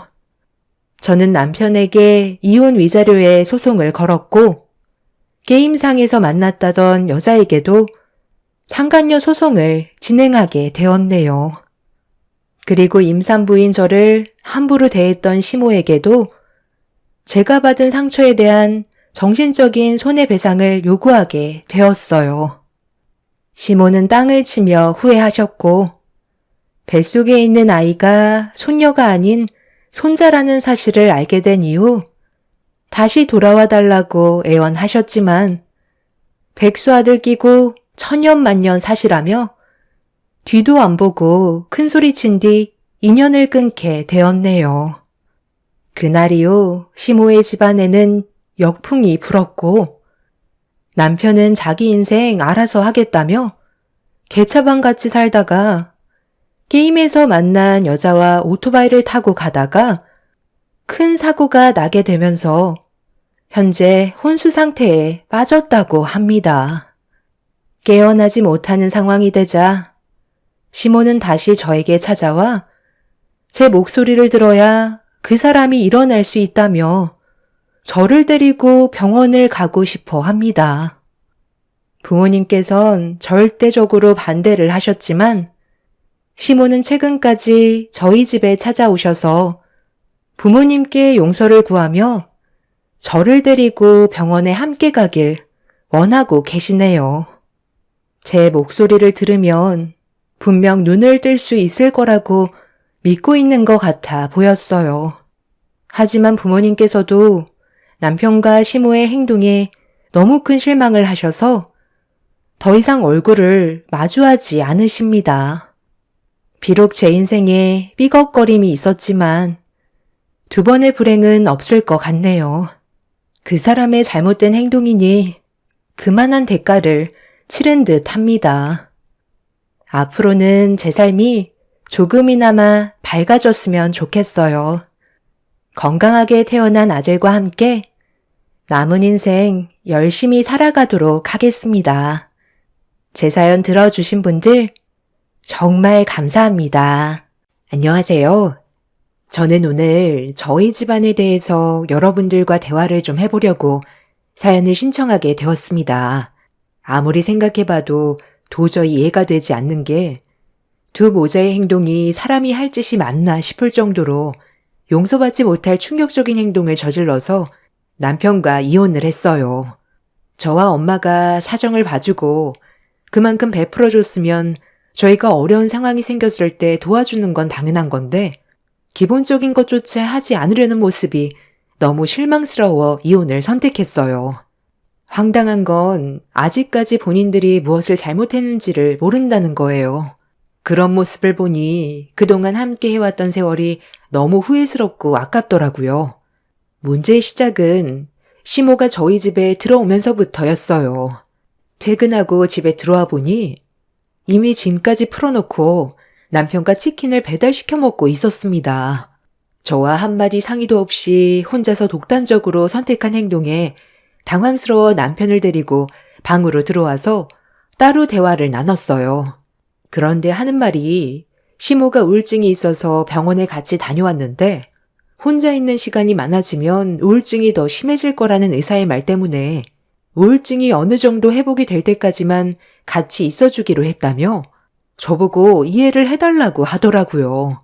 그 말을 듣게 된 저는 어이가 없었지만 일단 상황 파악을 좀 더 해야 될 것 같아 다시 거실로 나오게 되었죠. 웃으면서 치킨을 뜯고 있던 시모는 저보고 같이 앉아서 먹자는데 기분이 정말 안 좋아 표정 관리가 안 되자 눈치가 보였는지 한마디 하셨습니다. 이왕 이렇게 된 거, 애는 내가 봐주면 되잖아. 네가 불편해하지 않게 내가 잘할 테니까 너는 그냥 평소처럼 지내면 된다. 없는 듯이 지낼 테니 신경 안 써도 돼. 어머님이랑 한 공간에 있는데 어떻게 신경을 안 써요. 그렇게 말을 하셔도 한 지붕 아래에서 살다 보면 마찰이 생기는 건 어쩔 수 없어요. 이랑도 성격이 안 맞아서 얼굴을 붉히게 되는 일이 얼마나 잦은데 어머님이랑 같이 지내면 안 그럴 것 같아요? 병원에서 우울증 때문에 혼자 있는 것보단 같이 지내는 게 회복하는 데 좋다곤 했다지만 이 방법은 되려 서로에게 스트레스만 주지 않겠어요? 차라리 저희 집 근처로 이사를 하는 게 여러모로 서로 좋을 것 같은데요? 당신은 우리 엄마가 우울증이 와서 지금 힘들다는데 이렇게까지 냉정할 필요는 없잖아. 잠깐 지내는 건데 상황을 이렇게까지 안 좋게 만들어야 돼? 그래, 며느리 입장에서는 아무래도 나랑 함께 있는 게 불편할 수도 있겠지. 충분히 이해한다. 그래도 내가 같이 있으면 도움이 안 되는 건 아니잖아. 사지 멀쩡한데 가만히 있겠니? 집안일도 하고 애도 봐주고 밥도 해주고 여기 있는 동안 집에서 할 수 있는 웬만한 건 거의 다 해줄 테니 우리 좋게 지낼 수 없을까? 그래, 이렇게까지 말씀하시는데 부정적으로만 생각하지 말고 좋게 좀 하자. 내가 당신한테 말 안 한 건 미안하긴 하지만 나도 오죽급했으면 이렇게까지 했겠어. 저와 한마디 상의도 없이 일을 저질러 놓고 되레 저에게 큰소리치는 남편의 행동이 너무 실망스러웠어요. 그때 시모를 바라보면서 들었던 생각은 아예 눌러붙을 생각인 것 같아 보였어요. 그렇게 남편의 고집으로 당분간만 지켜보기로 했는데 예상대로 시간이 지날수록 처음에 저와 했던 약속은 지켜지지 않았습니다. 충분히 예상한 결과였기 때문에 크게 실망스러운 것도 없었어요. 그래서 이 문제로 남편과 따로 집 밖에 있을 때 대판 싸우게 되었습니다. 이래서 내가 받아주지 않겠다고 했던 거야. 지금 집안 꼴을 봐봐. 저게 사람 사는 집이야? 처음에 나랑 상의 한마디도 없이 들어왔을 때 어머님이 뭐라고 그랬어? 내가 신경 쓰지 않게 집안일도 깔끔하게 해주고 애도 봐준다고 하셨잖아. 그런데 그 말이 얼마나 지났다고 벌써부터 저런 식으로 행동을 하시는데 기분이 좋겠어? 요즘엔 먹기만 하고 설거지조차 하지 않으시잖아. 딱 한 달 지났어. 1년도 아닌 한 달이라고. 몸이 불편한 것도 아니시면 본인이 먹은 것 정도는 설거지할 수 있는 거 아니야? 그렇다고 당신이 집안일을 도와주는 것도 아니잖아. 애 키우는 집이면 깔끔해야 되는 게 기본인데 어떻게 된 게 전보다 더 심해졌어? 아휴, 그만 좀 해라. 얼마나 지저분해졌다고 그러는 거야? 사람 사는 집이 다 똑같지. 지우면 되는 거잖아. 그리고 우리 엄마가 가정부야? 요양이 필요한 상황이라고. 아, 그래서 집안 꼴을 저 지경으로 만들어 놓은 거야? 요양이 필요해서? 음식 먹은 봉지는 여기저기 굴러다니고 어머님 빨래는 산더미처럼 쌓여 있는데 세탁기 한번 안 돌리고 도대체 왜 씻지는 않으시는 건데? 몸에서 냄새 나는 건 알아? 이런 환경에서 어떻게 애를 놓고 마음 편히 일을 할 수가 있겠냐고. 일주일 내로 당장 나가시라고 당신이 말씀드려. 나도 참을 만큼 참았어. 사람이 눈치가 있으면 함께 사는 공간에서 기본적인 건 해야지. 도대체 저게 무슨 민폐야? 저것도 다 우울증에서 오는 거라고. 당신이 이해 좀 해주면 안 돼? 우리랑 함께 사는 게 편하니까 저렇게 하시는 거지. 불편하면 저러겠어? 전에 살던 집도 며칠 전에 처분돼서 지금 갈 데도 없잖아. 우리 엄마가 아버지 돌아가시고 나서 얼마나 힘들어했는지 당신도 잘 알지? 혼자 외로우셔서 그런 거라고. 웃기고 있네. 어머님이 외로우셔서 지금 저러시는 걸로 보여? 아버님이 왜 세상 떠나셨는지 벌써 까먹은 거야? 어머님이 아버님을 하도 못살게 굴어서 엄청 스트레스 받으셨던 거 몰라? 어머님이 지금 발톱을 숨기고 있는 거지? 아버님 살아계셨을 때 성격 당신도 모르는 거 아니잖아. 그때 술만 먹으면 집안 물건 다 때려 부수고 아버님과 얼굴만 마주하면 더 좋은 남자 만날 수 있는 젊은 시절에 형편없는 남자 만나서 나이 들어서도 궁상맞게 살아야 된다고 평생 힘들게 일만 해오신 아버님한테 욕을 퍼부었을 때 견디지 못해 집 밖으로 나가셨다가 사고가 난 거 몰라? 그 일을 벌써 까먹은 건 아니지? 아직 1년밖에 안 지났어. 어머님 저러시는 거 완전 가면 쓴 두 얼굴이라고. 솔직히 어머님이 우울증 걸렸다고 했을 때부터 나는 이해가 되지 않았어. 누구 때문에 아버님이 교통사고로 돌아가셨는데? 지난 일을 뭐하러 꺼내? 우리 엄마가 말을 안 해서 그런 거지. 속으론 그때 일을 후회하고 있을 거라고. 그러니까 당신도 그냥 좀 이해해주면서 살아. 아니, 난 더 이상 이해 못 해주겠어. 서로 잘해도 모자랄 판에 약속도 지키지 않은 어머님이랑 더 이상은 못 살겠으니까 당장 집 알아보시라고 말씀드려. 저 집이 당신 명의로 되어 있다고 지금 권리 주장하는 거야? 정말 더러워서 같이 못 살겠네. 나도 너랑 같이 사는 게 편한 줄 알아? 지긋지긋하다고. 시간이 지날수록 시모 때문에 남편과의 관계에도 점점 금이 가기 시작했어요. 웬만하면 최대한 참고 넘어가려 했지만 집이 돼지우리 마냥 전혀 정리가 되지 않고 사람 사는 집안 꼴이 아니라서 저도 더 이상은 참기가 힘들었어요. 제가 봤을 때 시모는 우울증이 아니라 시부가 떠난 뒤 입이 근질거리고 괴롭힐 사람이 없어져서 저희 집에 온 걸로밖에 안 보일 정도로 하루하루가 지날 때마다 달라지는 모습들이 적응하는 게 힘들었습니다. 그렇게 남편과도 점점 더 안 좋은 관계가 되어가고 있는데도 시모는 이런 문제를 모르는 것도 아니면서 전혀 신경을 쓰지 않고 있었습니다. 그래서 그날 한바탕 난리를 쳤어요. 이번 달 안으로 집 알아보셔서 그만 나가주세요. 아무리 생각해봐도 이건 아닌 것 같아서요. 제가 지금까지 힘들게 이끌어온 이 가정을 무너뜨리고 싶지 않아요. 뭐라고? 나보고 지금 나가라는 거야? 아니, 내가 뭘 어쨌길래 나가라는 거니? 나도 이 집에 살면서 마음 편한 줄 알아? 그래도 내가 의지할 곳이 여기밖에 없으니까 붙어 있는 건데 어떻게 우울증 때문에 힘들어하는 나를 내칠 수가 있는 거니? 너희들 좀 전에 나갔다 오더니 싸우고 들어온 거야? 네, 어머님 때문에 저희 이혼하게 생겼어요. 지금 집안 꼴을 보세요. 이게 사람 사는 집이에요? 돼지우리지? 저도 정말 많이 참고 있었거든요. 그런데 이젠 안 될 것 같아요. 더 이상은 못 봐드리겠어요. 어머님은 우울증이라면서 왜 약은 건들지도 않으세요?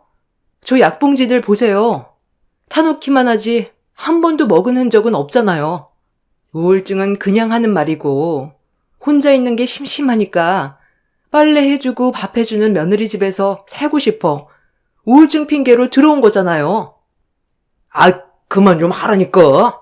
당신이 우리 엄마에 대해서 얼마나 안다고 그래? 지금 저 모습이 정상인 것 같아? 우울증은 감정 기복이 심하기 때문에 정상인 것 같이 보여도 속마음은 전혀 그렇지 않다고 그랬어.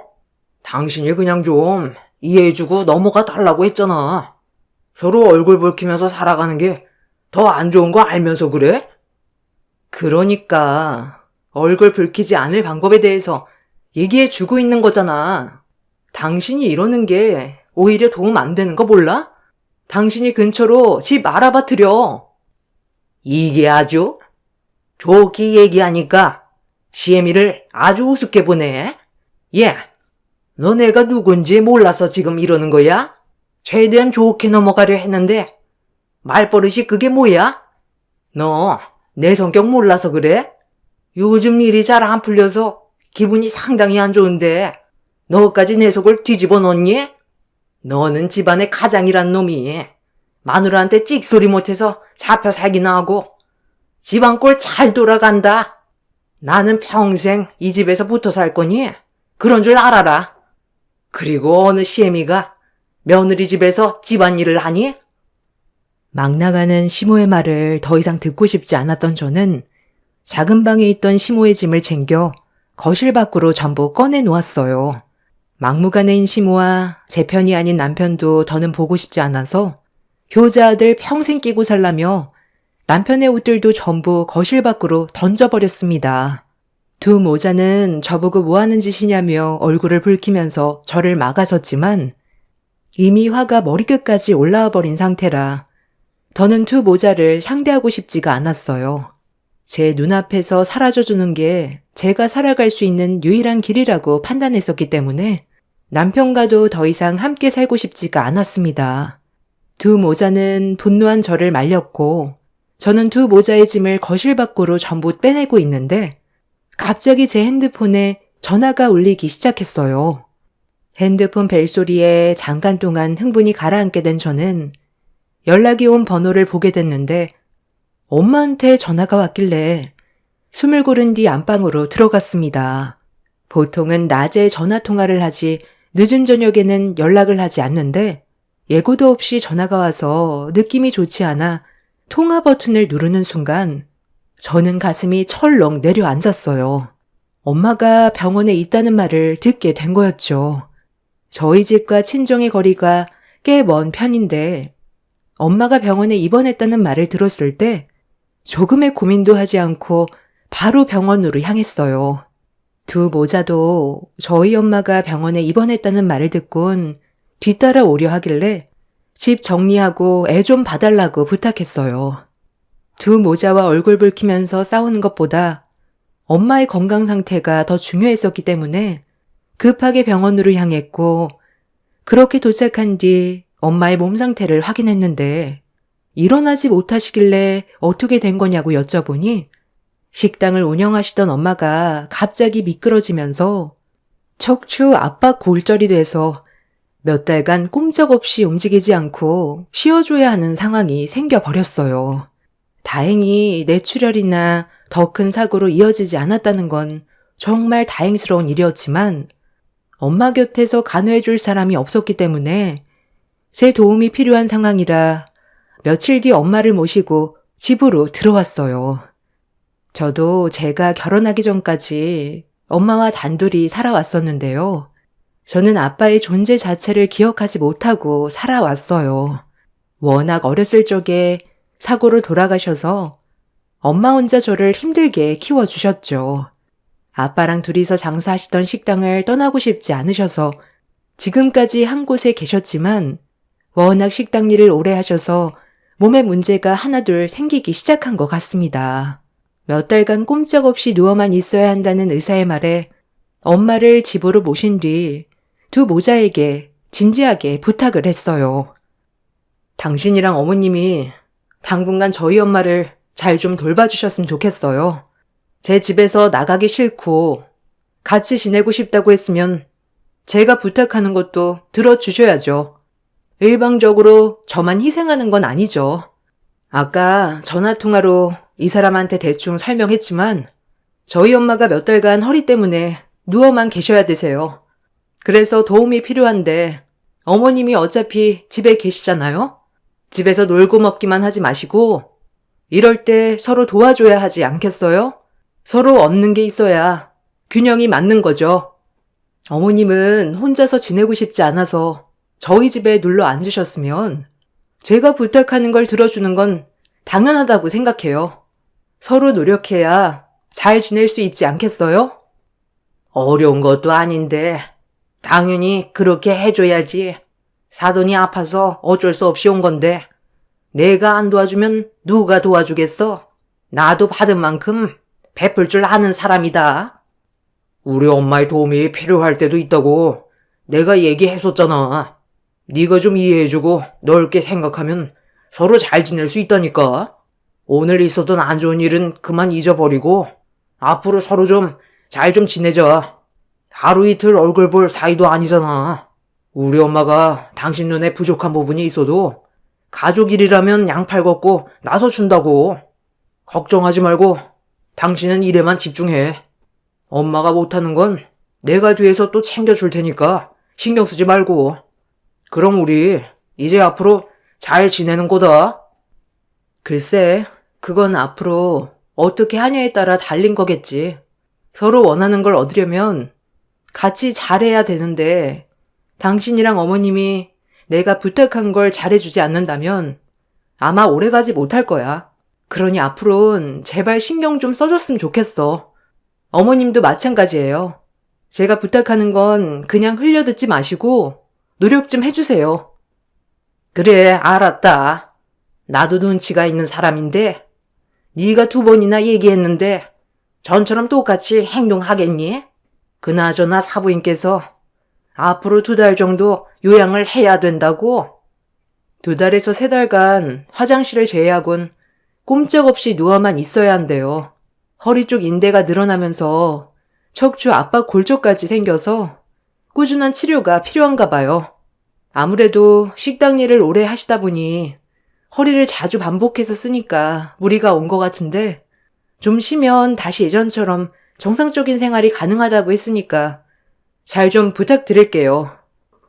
병원에 있을 때 저희 엄마가 허리 문제로 정상적인 생활이 불가능하다고 남편한테 설명한 뒤 회복하는 시간 동안 요양시설을 알아봐야 할 것 같다고 했는데, 남편이 시모와 대화가 끝났다면서 엄마를 집으로 모셔오라고 했어요.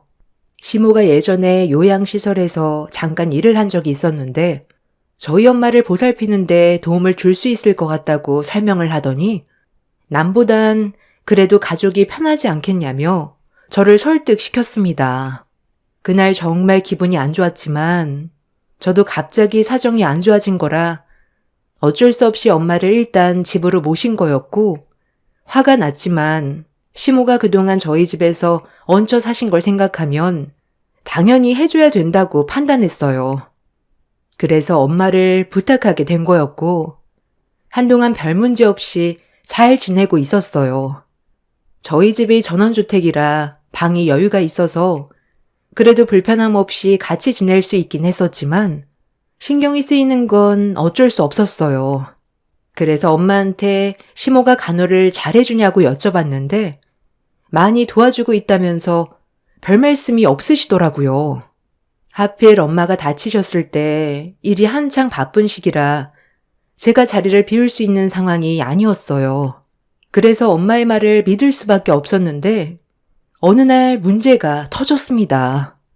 회사에서도 제가 현재 어떤 상황인지 알고 있어서 일이 바쁜데도 제대로 집중하지 못하는 걸 보곤 부장님께서 반차를 내주셨어요. 아무래도 제가 없는 그 시간 동안 어떤 일들이 벌어지는지 알 수 없기 때문에 엄마의 말만 믿고 있을 수 없어 중간에 한번 확인해 보고 싶어 부장님이 반차를 내주셨을 때 거절하지 않고 급하게 집으로 향했었죠. 엄마가 항상 저에게 2 모자가 잘 챙겨준다고 했지만 뭔가 느낌이 불안했어요. 그래서 불시에 집에 발을 들인 순간 경악할 장면이 눈앞에 펼쳐졌고 2 모자를 절대로 용서할 수 없었습니다. 조용히 문을 열고 집 안으로 들어갔는데 저희 엄마 방에서 시모의 말소리가 들리더라고요. 그런데 출근 중이어야 될 남편의 목소리가 들려오길래 느낌이 좋지 않아 문틈 사이로 방 안을 지켜봤는데 그때 시모가 누워있는 저희 엄마의 얼굴에 생선 대가리를 집어 던졌습니다. 그리곤 시모의 입에서 쏟아지는 막말에 저는 엄청난 충격을 받아 온몸이 떨려왔어요. 허리를 다쳐서 움직일 수 없는 거지. 손은 멀쩡하잖아요. 다 발라먹긴 했는데 잘 보면 뜯어먹을 게 몇 군데 보일 겁니다. 일단 그걸로 욕이나 좀 하세요. 엄마, 그래도 살도 없는 다 발린 생선 대가리를 장모님 얼굴에 던지는 건 좀 그렇지 않아요? 나중에 그 사람이 알면 노발대발 난리도 아닐 텐데. 사돈이 그럴 성격인 것 같아? 멀리 지방에서 지내는데 괜히 사돈 때문에 이 피해를 보고 있는 와중에 내가 지금 누구 때문에 이런 힘든 상황을 겪고 있는데 자기 딸에게 이런 일이 있었다고 일러 바치겠어? 그러는 순간 내가 며느리 가만둘 것 같아? 사돈, 상황 파악 잘하세요. 그리고 너는 어두육미라는 말도 모르니? 생선은 몸보다 머리가 맛있는 법이야. 뭐 하세요? 옆에 떨어진 조기머리 마저 뜯지 않고 이 집에서 사는 거 눈치 보여 죽겠는데 사돈 때문에 더 힘들어져서 제가 지금 기분이 상당히 안 좋거든요. 하필 타이밍도 참 거지 같네. 주식으로 돈을 다 말아먹어서 오갈 데도 없는 형편이 되어버렸는데 사돈 평간호나 하고 앉아있으니. 그러니까 내가 뭐라고 그랬어요? 집 처분한 걸로 우리 집 근처로 알아보라고 했는데 큰돈 좀 만져보겠다고 주변 사람들 말만 믿고 가지고 있던 전 재산 전부 다 날렸잖아요. 엄마 때문에 나도 그 사람 몰래 가지고 있던 돈 전부 다 쏟아 부은 거 알죠? 카드론까지 받아서 그 사람이 알기 전에 막아야 한다고요. 장모님, 이 일은 절대 말하지 마세요. 저희 이혼하는 거 원하지 않으시죠? 그 사람만 보려 하지 말고 어머님 손주도 생각을 하셔야죠. 니들이 인간이야? 내 딸은 밖에서 뼈 빠지게 일하고 있는데 너희들은 내 딸 등골이나 빼먹으려 들어? 내가 가만히 있을 것 같아? 사람은 항상 그 입이 문제야. 조용히 가만히나 있으면 중간이라도 가지. 입이 근질근질하죠? 그 입 좀 다물고 있으면 참 좋을 것 같은데. 시모는 밥풀이 묻어있던 밥숟가락을 들더니 저희 엄마의 입술을 사정없이 내리쳤어요. 그리고 저는 그 광경을 목격하고 두 눈이 돌아버려 문을 활짝 열자마자 시모의 머리채를 잡아 사정없이 거실로 끌고 나와 정신 나간 여자처럼 머리털을 전부 다 뽑아 버렸습니다. 제가 불시에 나타나자 남편은 많이 놀랐는지 잠깐 동안 당황하더니 시모가 살려달라는 말에 저에게 급하게 달려와 말리려 하길래 시모를 패대기 친 뒤 남편의 얼굴을 향해 조금의 망설임도 없이 손을 올려 버렸어요. 그렇게 정신 나간 여자처럼 행동을 하면서 난리를 치자 두 모자는 많이 놀랐는지 급하게 집 밖으로 도망을 쳤어요. 저는 두 사람을 향해 다시는 들어오지 말라고 분노한 목소리로 소리를 질러 버렸습니다. 엄마는 저에게 미안하다면서 눈물을 보이시는데 제 마음은 찢어질 것처럼 아파지더라고요. 저 또한 엄마의 입술 주위에 묻어있는 밥풀과 옆에 떨어져 있는 다 발린 생선 대가리를 치우면서 눈물을 흘렸고 두 모자를 절대로 가만두고 싶지 않았습니다. 그날 엄마를 안정시켜드린 뒤 집안에 있던 두 모자의 물건들을 전부 다 빼서 집 밖으로 던져버렸어요. 하나도 빠짐없이 폐기 처분하고 있는데 두 모자가 급하게 도망을 치는 바람에 신발도 신지 못한 채 밖으로 나갔는지 제가 집어던진 신발을 주워 신고 천천히 저에게 다가와 말을 붙이려 하길래 현관문 앞에 있던 우산으로 남편을 향해 휘두르면서 이혼을 통보했습니다. 남편은 제 앞에서 갑자기 무릎을 꿇더니 모든 게 자기 잘못이라며 좀 전의 행동을 깊이 반성하고 뉘우친다고 했지만 이미 저는 남편에게 신뢰가 깨져버린 상태라 더는 아무 말도 듣지 않았습니다.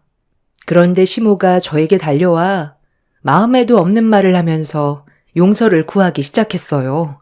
좀 전에 제가 들었던 주식으로 전 재산을 날려 오갈 데가 없다며 집을 구할 돈을 모을 때까지만이라도 사정을 봐달라고 하길래 다리를 잡고 있던 시모의 팔을 뿌리치며 대꾸조차 해주지 않았습니다. 더는 상대할 가치가 없는 인간들이라고 판단했고 동물보다 못한 존재로 판단을 내렸기 때문에 어떠한 말도 듣지 않았어요. 두 모자 행동을 어느 누가 용서할 수가 있겠어요.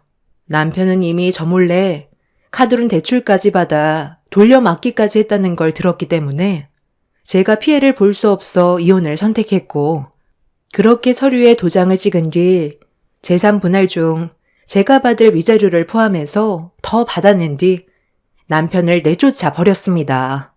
상대할 가치가 없는 인간들과 더는 엮이고 싶지 않아 어떠한 접근도 전부 다 차단을 했어요. 그렇게 6개월 정도 시간이 흐른 뒤 남편이 생활고에 많이 힘들었는지 시모 때문에 자기 인생을 망쳤다며 언성을 높이면서 다툰 적이 있었는지 두 모자가 몸싸움까지 벌였는데 남편이 시모를 밀치면서 뒤로 넘어짐과 동시에 상당히 큰 사고를 당했다고 저에게 도움의 손길을 요청했어요. 경추 신경의 손상으로 인해 시모가 전신마비 판정을 받게 되었습니다. 남편은 카드론 대출 때문에 생활고에 시달리고 있는데 시모가 사고로 인해 경추 손상 전신마비까지 와버려 상황은 더욱더 악화가 되었죠. 이 문제로 저희 집에까지 찾아와 도와달라고 했지만 저는 단호하게 거절을 했어요. 저와 엄마가 받았던 상처를 생각하면 아직까지도 화가 가라앉지 않는데 남편은 제 앞에 무릎을 꿇고 과거의 잘못된 행동에 대해 용서를 구하면서 오열을 했지만 저는 고개를 돌려버렸습니다. 남편은 자신의 잘못에 대해 후회를 하고 있는지 땅을 쳤지만 본인이 저지른 업보이니 어쩌겠어요. 받아들이면서 살아야 되겠죠. 좋은 관계로 만들어갈 수 있었던 부부 생활이 시모 때문에 한순간에 모든 게 무너져 내렸습니다. 왜 시부가 집을 뛰쳐나가셨는지 알 수 있겠더라고요. 시모도 본인의 행동에 대해 지금쯤 땅을 치고 있겠죠. 두 사람을 도와주지 않는 게 제가 할 수 있는 최고의 응징인 것 같네요.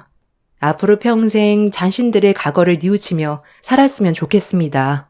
제 사연을 들어주신 여러분들께서도 가족 간 서로 얼굴을 붉히는 것보단 배려와 평화를 우선시하시길 바랍니다. 한 치 앞도 모르는 게 인생이잖아요. 제 사연 들어주셔서 감사합니다.